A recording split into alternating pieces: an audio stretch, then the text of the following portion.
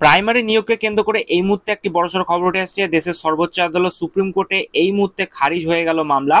৩,৯২৯টি শূন্য পদে যে নিয়োগের ব্যাপারটি নিয়ে একটি মামলা সুপ্রিম কোর্টে দায়ের হয়েছিল, সেটাকে কেন্দ্র করে এই মুহূর্তে যেটা জানা যাচ্ছে, বিচারপতি অভিজিৎ গঙ্গোপাধ্যায়ের যে রায় দেওয়া হয়েছিল এবং সেক্ষেত্রে সেই রায়টাকে পুরোপুরিভাবে কিন্তু খারিজ করে দেওয়া হয়েছে।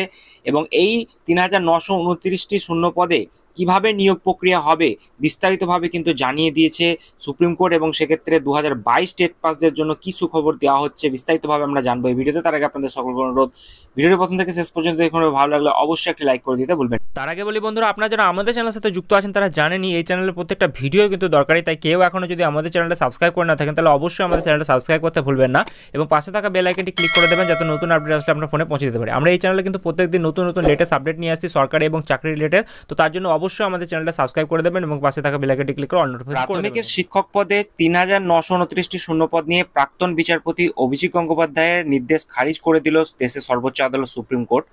নতুন রায় দিল সর্বোচ্চ আদালত। 2014 সালে যে প্রাথমিক টেট, সেই টেটের ভিত্তিতে 2016 এবং 20 সালে দুটি নিয়োগ প্রক্রিয়া সম্পন্ন হয়েছিল। তাতে ৩,৯২৯টি পদ খালি রয়ে গিয়েছিল, সেই পদগুলিতে নিয়োগ নিয়ে নতুন রায় দিল সুপ্রিম কোর্ট। এই শূন্য পদগুলিতে ভবিষ্যতে শূন্যপদ থেকে নিয়োগ হবে বলে জানিয়ে দিল শীর্ষ আদালত। এবং 2022 সালের নিয়োগ প্রক্রিয়ার সঙ্গে ওই ৩,৯২৯টি যে শূন্যপদ রয়েছে সেটা যোগ করে দেওয়া হয়েছে, সেই অনুযায়ী নিয়োগ হবে। এই শূন্য পদগুলিতে নিয়োগ নিয়ে এর আগে কলকাতা হাইকোর্ট অন্য নির্দেশ দিয়েছিল। তৎকালীন বিচারপতি অভিজিৎ গঙ্গোপাধ্যায় পদগুলিতে মামলাকারীদের মেধার ভিত্তিতে নিয়োগের নির্দেশ দেওয়া হয়েছিল। তো কলকাতা হাইকোর্টের সেই নির্দেশকে মান্যতা দেয়নি সুপ্রিম কোর্ট। এবং যেটা জানা যাচ্ছে, প্রাথমিকে 16,500 শিক্ষক নিয়োগে বাকি থাকা 3,929টি পদে নিয়োগ নিয়ে যে রায়, সেই রায় দিল কিন্তু সুপ্রিম কোর্ট। এবং সেখানে বলা হয়েছে 3,929টি যে পদ রয়েছে শূন্য পদে নিয়োগের রায় মামলাকারীদের পক্ষে কিন্তু গেল না। প্যানেলের যে মেয়াদ, সেই প্যানেলে যেটা মেয়াদ রয়েছে সেই মেয়াদ শেষ হয়ে যাওয়ায় ওই প্যানেলে আর কোনো কিন্তু নিয়োগ হবে না। এই শূন্য পদগুলো পরবর্তী নিয়োগে কিন্তু যোগ করে দেওয়া হবে। তো সেক্ষেত্রে এটা অবশ্যই 2022 স্টেট পাসদের জন্য এক প্রকার সুখবর। এবং সেক্ষেত্রে যেটা বলা হচ্ছে, এই পদটা কিন্তু সেখানে ট্রান্সফার হয়ে যাবে। তো ইতিমধ্যেই এই খবর কিন্তু আপনারা অনেকেই হয়তো শুনেছেন এবং সেক্ষেত্রে এটা নিয়ে যে ক্লারিফিকেশন সেটাও কিন্তু দিয়ে দেওয়া হয়েছে। তো প্রাথমিক শিক্ষা পর্ষদ 2022 সালে নিয়োগ প্রক্রিয়া শুরু করেছিল। এরপর কলকাতা হাইকোর্টের বিচারপতি অভিজিৎ গঙ্গোপাধ্যায় রায় দেন যে শূন্য পদগুলি পূরণ করতে হবে মামলাকারীদের মধ্য থেকে।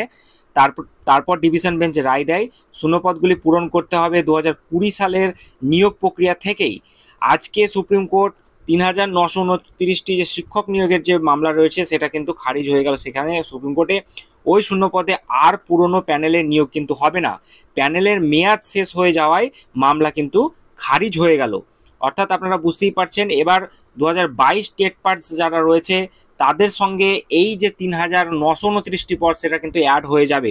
তো যাই হোক, 2014 সালে প্রাথমিক টেট পরীক্ষার পর দুইবার নিয়োগ করা হয়েছে প্রাথমিকে। প্রথম নিয়োগ হয় কিন্তু 2016 সালে, তারপরের নিয়োগটি আপনারা দেখেছেন 2020 সালে হয়েছিল। 2014 সাল থেকে 42,000 পদে শিক্ষক নিয়োগ করেছিল প্রাথমিক শিক্ষা পর্ষদ এবং 16,500টি শিক্ষক পদে নিয়োগ করা হয় 2020 সালে। কিন্তু দেখা যায় যে 2020 সালে নিয়োগের পরে খালি পড়ে রয়েছে প্রায় 3,929টি পদ।